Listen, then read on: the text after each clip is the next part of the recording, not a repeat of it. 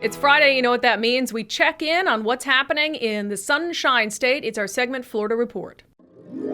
It's not even controversial anymore. People know in Florida their freedoms are going to be respected. And joining us is our diligent Florida correspondent at her house. My sister Miranda. I feel like this should be called DeSantis Report because we always start with a Ron DeSantis story. What do you got? Yeah, he is the Florida man. CBS News reports Florida Governor Ron DeSantis' election force announces arrest of 20 for voter fraud. Republican Florida Governor Ron DeSantis announced that 20 people who voted in the 2020 elections will be arrested and charged for breaking the state's election laws on felon voter rights. Basically, in 2018, the good citizens of Florida, we voted to reinstate voting rights to certain felons. This does not include rapists and murderers, among, I think, some other violent offenders. And this is just kind of like the opening to going after people who commit voter fraud. And, you know, it's only 20 people, but these 20 people, mainly out of Broward and Miami-Dade counties, they did vote without having gone through any process to reinstate their voting rights. And they were convicted murderers and rapists. And they are going to face the consequences for, you know, voting when they shouldn't be voting. Yeah, I love this. And this is something everyone should support, because when you talk about one of my biggest complaints about how individuals cover the big lie, you know, the stolen election. I don't believe the election was stolen, but we can't discount the fact that there are always cases of voter fraud, and the government needs to go after them aggressively to dissuade other people from committing fraud. And so, yeah, if sex offenders and murderers are voting in Florida that aren't supposed to be, the left and the right should be celebrating Ron DeSantis for this. Absolutely. And I think that it also, it kind of contributes to giving people a little more faith in the system. Like, how can people who think there is voter fraud have any sort of faith regained if they don't see anybody who's committing it being held responsible? And I do think that, if there is widespread voter fraud that's thwarting elections and changing results, it's not happening on an individual basis. And it's probably happening on a larger scale, but every member of that scale of voter fraud needs to be addressed. It all needs to be taken care of. And if we have to start with small and work our way up, then I think that that's a great place to start. And DeSantis actually put together almost like a police force for voter fraud, and the Florida legislation passed and let him create this team. And I think every state needs a little team to make sure that our democracy is being protected. Yeah, I love it. It does. I think it does do a lot to restore faith in the process, to know that people are out there looking at these things. Another DeSantis story. This one's a follow-up. So we talked on Florida Report a couple weeks ago about how there's a teacher shortage in Florida. A lot of states are experiencing that. And Ron DeSantis cleared the way for veterans to be able to teach in schools without sort of having to go through the traditional avenues. And now he's looking to expand that to other professions.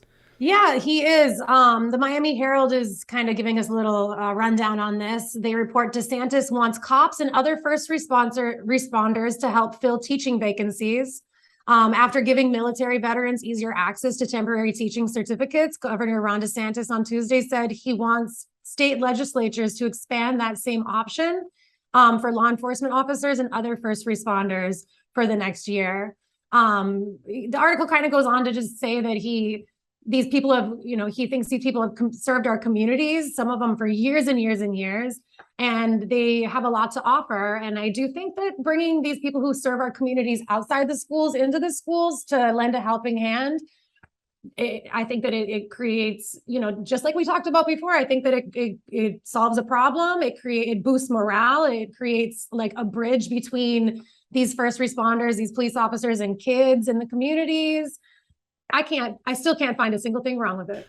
Yeah, and I'm very supportive of law enforcement. I will say, however, I kind of want to know what they're going to be teaching and to what extent are they qualified in whatever, subject matter because they're not going to go in there and teach law enforcement tactics, to kids. No.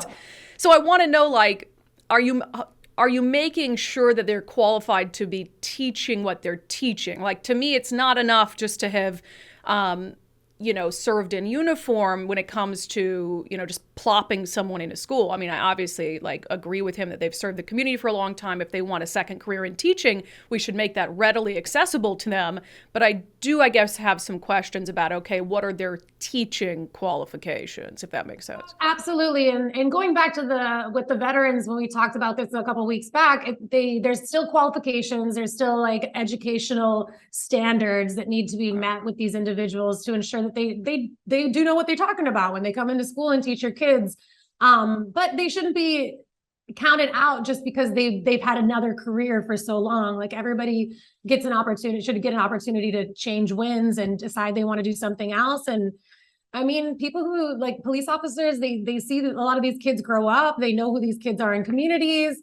And retired police officers, I think they would love the opportunity to serve at a little bit more of a developmental place in the community. Yeah, and I'm not discounting their ability to be teachers. I just want to make sure, I think standards in schools have been slipping a little bit lately.